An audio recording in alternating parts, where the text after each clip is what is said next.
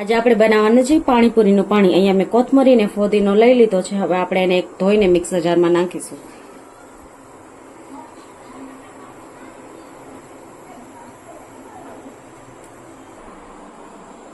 હવે આપણે પાણીની અંદર 3-4 કળી લસણની, 1 નાનો ટુકડો આદુનો અને 4 થી 5 લવિંગિયા મરચાં લીધા છે। આ બધું આપણે અહીંયા મિક્સર જારમાં એડ કરીશું। હવે આપણે આમાં આંબલી એડ કરીશું। હવે અડધું લીંબુ એમાં આપણે એડ કરવાનું છે। આપણે થોડી એમથી તીખાની ભૂકી, અડધી ચમચી આમચૂર પાવડર, અડધી ચમચી આપણે નમક એડ કરીશું। નમક હવે આપણે જોઈને એડ કરવાનું છે। અડધીથી ઓછી ચમચી આપણે સંચળ એડ કરીશું। હવે આપણે ઢાંકણ ઢાંકીને આને પીસશું।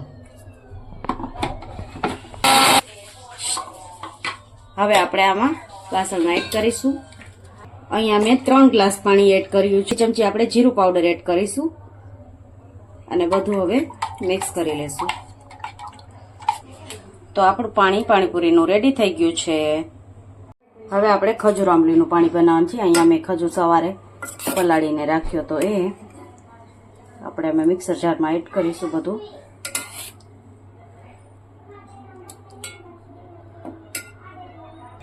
હવે આપણે આને બ્લેન્ડ કરીશું। ખજૂર આંબલી ચટણી પીસાઈ ગઈ છે। હવે આપણે આનું પાણી બનાવીશું। એક બાઉલમાં કાઢી લઈશું।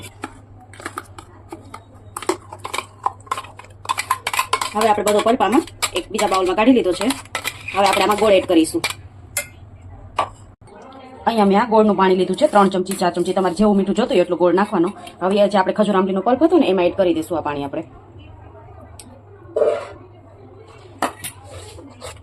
અને બધું મિક્સ કરી દઈશું। તો જો સ્વાદ પ્રમાણે આપણે નમક એડ કરીશું, થોડો ઊંધો ગરમ મસાલો, થોડો ઊંધો લાલ મસાલો અને હવે બધું મિક્સ કરી લઈશું। અડધી ટીસ્પૂન આપણે જીરા પાવડર એડ કરીશું। તો તૈયાર છે આપણું પાણીપુરીનું એવું ખાટું મીઠું પાણી, એકદમ મીઠું પાણી। હવે આજે આપણે બનાવવાનું છે પાણીપુરીને એકદમ તીખી જે લાલ ચટણી આવે ને। અહીંયા મેં લવિંગી મરચી 10 મિનિટ પહેલા ગરમ પાણી પલાળી દીધી હતી। હવે આપણે આને પીસશું। તો તૈયાર છે આપણી તીખી એકદમ મરચીની ચટણી। આમાં મેં નમક નથી નાખ્યું, ખાલી મરચાં જ પલાળીને આપણે પીસ્યા છે। પાણીપુરીનો આપણે સિક્રેટ મસાલો બનાવવાનો છે। એમાં 8 થી 10 નંગ મરી લીધા છે, 2 ચમચી જીરું, 2-3 સૂકા મરચાં અને 2 ચમચી આખા ધાણા। હવે એને આપણે શેકીશું। જો આપણું જીરું ફૂટવા માંડ્યું છે, તરતર શેકાવા માંડ્યું છે, એટલે આપણો મસાલો શેકાઈ ગયો છે। જો થઈ ગયો છે, હવે આપણે એને એક પેનમાં કાઢીશું।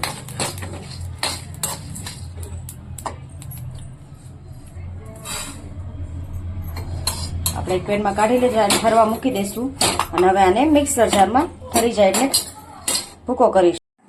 આપણો મસાલો આપણે ઠંડુ કરવા રાખી દીધું છે। પછી હવે આને મિક્સર જારમાં આને ભૂકો કરી નાખશું। આપણો દરદરો મસાલો પીસી લીધો છે। હવે આપણે એને આમાં મસાલામાં એડ કરીશું। હવે આપણે પાણીપુરીનો માવો બનાવશું। એમાં બટેટા બાફીને રાખ્યા હતા, હવે આપણે એમાં ચણા એડ કરીશું। સિક્રેટ બનાવ્યો હતો 2 ટેબલ સ્પૂન એ એડ કરીશું। અડધી ચમચી ગરમ મસાલો, સ્વાદ અનુસાર નમક,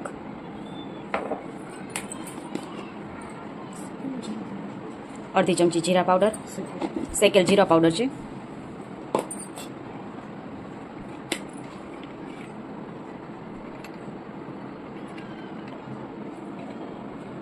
અડધી ચમચી તીખાનો ભૂકો, મરી પાવડર આપણે એડ કરીશું અને બધું હવે હાથેથી મિક્સ કરીશું।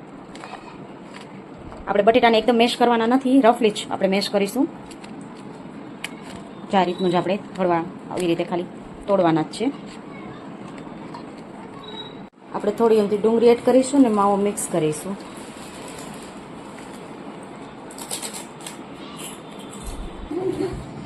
તો તૈયાર છે આપણી પાણીપુરી। ચણા ડુંગળી, ચાટ મસાલો, તીખું પાણી, મીઠું પાણી ને આ પૂરી ભરેલી। ચાલો એક ખાઈને બતાવું।